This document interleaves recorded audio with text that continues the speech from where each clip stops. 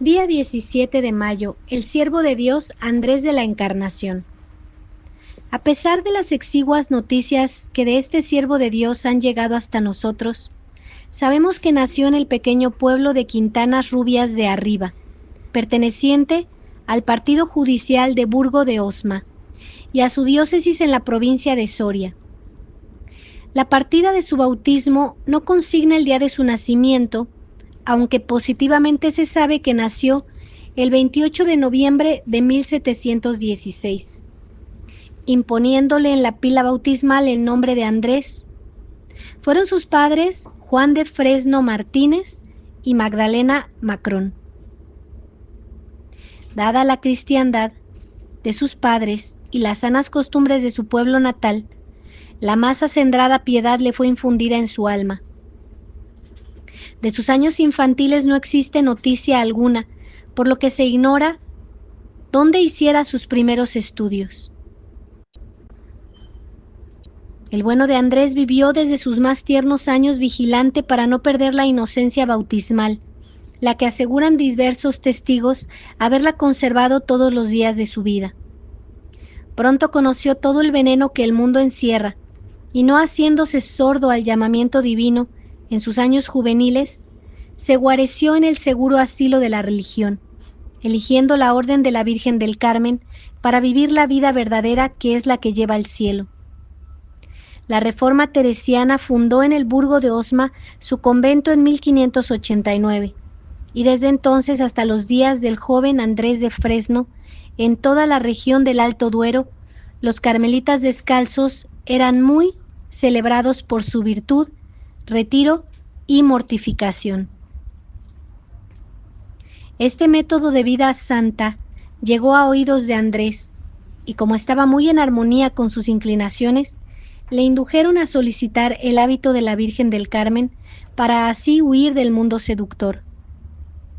No hubo inconveniente en admitir al virtuoso solicitante y le mandaron al noviciado de Tudela, en cuya casa hizo su noviciado, y pasado profesó en la temprana edad de sus 16 años.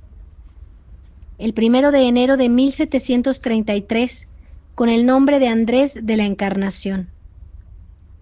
Después le mandaron a los colegios con el fin de que estudiara la carrera eclesiástica, y en ellos no olvidó el aforismo tradicional en los colegios carmelitanos de religioso y estudiante, religioso adelante. Virtuoso, listo y aplicado el hermano Andrés de la Encarnación, aventajóse mucho en los estudios.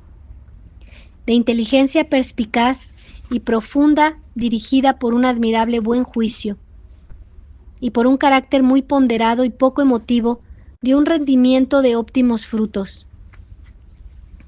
Silencioso y de pocas palabras, las que profería en asuntos de trascendencia, si era consultado, resultaban verdaderas sentencias, hijas de larga y madura reflexión. De él se decía que no tuvo adolescencia ni juventud, viéndose siempre con la formalidad y desengaño de un viejo experimentado, acompañado con la sencillez del niño que apenas se ha asomado a la vida. Su vida de colegial llamaba la atención por su mucha observancia, dándose después de esto al estudio de la teología y la mística, poseyendo un juicio realista y certero en sus opiniones. Terminados estos estudios con máximo aprovechamiento, fue ordenado de sacerdote, y si después ya no tenía obligación de acudir a las aulas, no por eso dejó los estudios, sino que los intensificó más, estando su corazón bien blindado con las virtudes monacales, entre las que resaltaban su modestia y su humildad, siguiendo silencioso sus aficiones y poniéndose a tono con los adelantos de las ciencias históricas y críticas, con un discernimiento agudo y fino para distinguir el verdadero progreso del falso. Poca importancia daba él a sus conocimientos y a los proyectos que con paso lento iba sazonando en su mente, y aunque cuidaba celarlos, en una comunidad no se pueden ocultar tanto que no salgan a luz pública. Algunos religiosos que con él convivían se percataron de los estudios del padre Andrés, y sin envidias, antes con mucha caridad y alegría, teniendo presente el aumento y gloria de la orden, avisaron a los superiores mayores, haciéndolos noticiosos del mucho valer de él, en especial en los estudios de teología mística, en historia y en poseer un juicio crítico en extremo ponderado. No cayó en el vacío el aviso. Hacía tiempo que la orden deseaba una edición completa de las obras de nuestros santos reformadores, y los superiores que se sucedían en el gobierno anhelaban que fueran más ajustadas a sus originales y más completas. Gozosos de haber encontrado el hombre que, como diría el padre Jerónimo de San José, diera vida a aquellos huesos áridos y descarnados, le encomendaron tan trabajoso asunto. Fue llamado a Madrid desde Logroño, donde residía en 1754. Entonces contaba 38 años, encontrándose por consiguiente en la madurez de la vida, y oficialmente le encargaron su dura labor, la que le obligó a desplazarse por tierras de La Mancha y Andalucía, siendo el fruto un rico arsenal donde poderse documentar, teniendo a la vista varios códices de las obras de nuestra Santa Madre, y más principalmente de nuestro Santo Padre. En su escrito de previos u otros parecidos, hizo vivas las impresiones que había recibido escribiendo admirables disertaciones acerca de la inteligencia del santo doctor místico, haciendo manifiestas las omisiones y modificaciones introducidas en las obras impresas, y la necesidad urgente de subsanar sin demoras las deficiencias en los escritos de nuestro Padre San Juan de la Cruz. Las obras que hasta nosotros han llegado de este benemérito y laborioso religioso son: primera, Memorias historiales; segunda, Notas y adiciones a San Juan de la Cruz y Santa Teresa de Jesús; tercera, Apuntaciones historiales para las notas de la Santa; cuarta, Notas para hacer una edición corregida de nuestro Padre San Juan de la Cruz; quinta, Colección de autoridades acerca de la contemplación, sacada de varios autores; sexta, Introducción al Tratado del Conocimiento Obscuro de Dios afirmativo y modo de unirse el alma con Dios por amor, y notas tanto a este escrito como a la obra intitulada Espinas de Espíritu; séptima, Corrección de la subida del monte y noche oscura del Santo Padre, hecha con varios manuscritos. Estas obras se conservan todas manuscritas.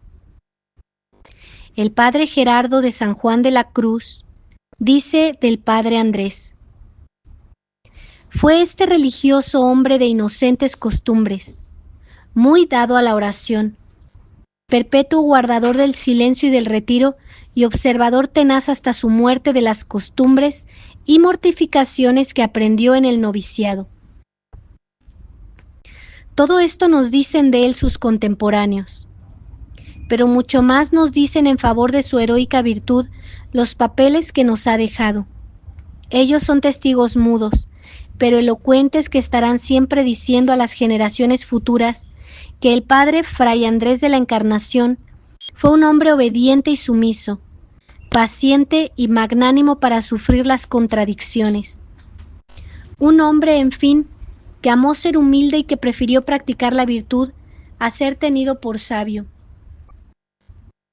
Las contradicciones y el amar la humildad, de que se hace mérito en lo transcrito, lo refiere el mismo padre Andrés diciendo: aunque obedecí en la hora con el mayor rendimiento, como me hallase con una rica copia de noticias que podían en algún tiempo a que saliese alguna edición de todo lustre y perfección, me pareció no iba contra el espíritu de lo que se me ordenaba en darlas alguna forma, para que sirvan sin el embarazo de verlas sin orden, en caso que alguno meditase llevar a efecto lo que entonces determinó la religión. Por eso me he empleado privadamente en los desvelos que a vuestras reverencias remito con humildad y rendimiento, no porque sea mi ánimo que se emprenda la obra, o que cuando se haya de emprender sea en el día, que eso lo dejo a disposición de vuestras reverencias y de Dios, sino para volver a la religión lo que es suyo, que pues me eximió casi 9 años de las observancias religiosas para que las recogiese y trabajase, y en su campo no puede dejar tener derecho a los frutos de la condición, ni a mí faltarme la obligación de poner en sus manos lo descubierto. A todos fue notoria su profunda humildad. Considerando que nada había hecho hasta entonces, tomó la vuelta desde Madrid a su convento de Logroño, viviendo en él hasta su muerte, edificando a todos los religiosos con la práctica de sus eximias virtudes, ocupándose en dirigir y confesar a las carmelitas descalzas y a numerosas familias de la ciudad, sin dejar de dar cada día una nueva pincelada a su monumental obra sanjuanista, por ser su sueño dorado de toda su vida. Además de su ocupación favorita de ordenar los escritos de los santos reformadores, el tiempo que residió en Madrid se ocupó en organizar el archivo de la Casa Generalicia, el cual era muy rico en documentación, que fue aumentada por el padre Andrés con códices y manuscritos que le dieron en diversos conventos. Todos estos trabajos le supusieron desdenes y desprecios, pero como estaba fundamentado en la virtud, no le hicieron mella en su espíritu. Su afán de ser útil a la orden, los años no amenguaban sus ansias de hacer algo grande en honor de nuestro Padre San Juan de la Cruz. En 1773, cuando ya contaba casi 67 años de edad, trabajaba con la misma ilusión que en sus años juveniles.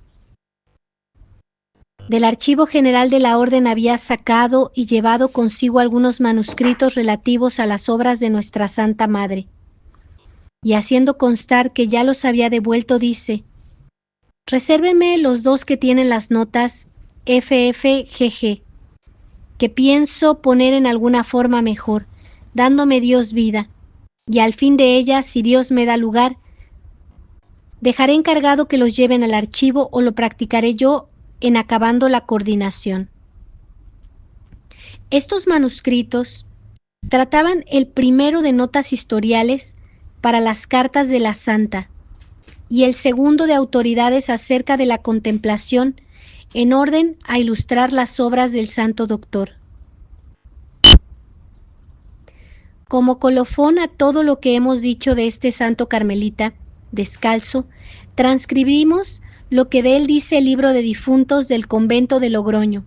Dice así: en 17 de mayo de 1795, a las 2 de la tarde, falleció en este colegio el padre Fray Andrés de la Encarnación, natural de Quintanas Rubias, de un tabardillo que al 5.º día le quitó la vida, la que sin ponderación se podrá proponer por ejemplar perfectísimo de un carmelita descalzo. Las virtudes, característica de nuestro estado, parece se veían retratadas en su persona. Nuestra regla y constituciones y costumbres santas se podían leer en su observancia, la cual era tal que ni una tilde se escapaba a su cuidado. El espíritu de oración se dejaba ver hasta en su semblante. Las mortificaciones que aprendió en el santo noviciado las ha seguido con tesón hasta la última semana de su vida. Un silencio interno le hacía medir sus palabras, para que no saliese de su boca ninguna desordenada ni superflua. Una humildad profunda se había llegado a connaturalizar con el ejercicio, tanto que sin ninguna afectación, sin ninguna molestia de los demás, y al parecer sin ningún trabajo suyo, huía todo lo que olía a estimación y honor de su persona. Un retiro inviolable le tenía siempre metido en la celda de la cual no había que pensar saliese, sino cuando la obligación o la caridad con sus prójimos lo sacaba. Esta caridad era la que más se dejaba ver en todo su porte, la que le tenía en el confesionario muchas horas, a pesar de su avanzada edad y achaques que padecía.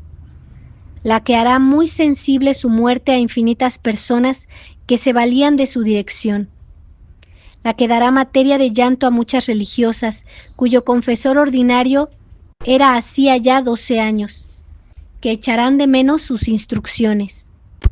En fin, esta caridad, al parecer, la que le ha sacrificado en obsequio de su Dios, pues fue según los facultativos su enfermedad, ha provenido de la de una religiosa a quien días antes había estado auxiliando. El fruto temporal de estos trabajos ya se ha visto después de su muerte en su celda, pues no se ha hallado en ella más que los breviarios, unos pocos libros que necesitaba para cumplir con su obligación, los instrumentos de mortificación y unas alpargatas viejas que hacía 8 años que las tenía. Y habiéndole querido los prelados darle otras nuevas, cuando pedía licencia para remendarlas, respondía que con aquellas tenía bastante hasta morir. La noche antes de morir se levantó a avisar al confesor, pues conocía, según estaba, que se moría. A las 6:15 de la mañana se le llevó el Santísimo por viático, y aquí fue donde, no sin ternura, vimos los frutos que produce una vida constante en la virtud. A impulsos de su fervor, se levanta de la cama, se viste los hábitos, se pone de rodillas y con las manos puestas, recibe a su majestad con el espíritu que se manifiesta en este hecho raras veces visto. No pudimos percibir tan patentemente sus fervores en la santa unción, por estar privado cuando la recibió, lo que sucedió en un instante, sin previsión de los facultativos. Pero nos dejó sumamente consolados, y todos los religiosos confiesan ser envidiable su muerte. Esta ha sido una gran desgracia para este colegio y para la religión toda, de cuyo celo estaba lleno y a la cual hubiera ilustrado mucho si nuestro Señor nos lo hubiera concedido por un año más. Puede ser que sus papeles suplan su falta.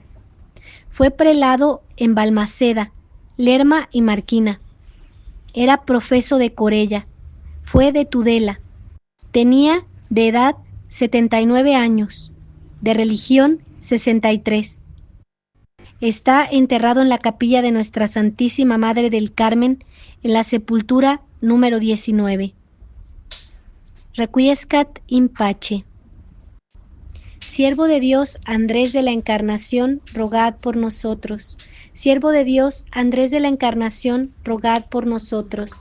Siervo de Dios Andrés de la Encarnación, rogad por nosotros. Ave María Purísima, sin pecado original concebida. Por la señal de la Santa Cruz de nuestros enemigos, líbranos, Señor Dios nuestro, en el nombre del Padre, y del Hijo, y del Espíritu Santo. Amén.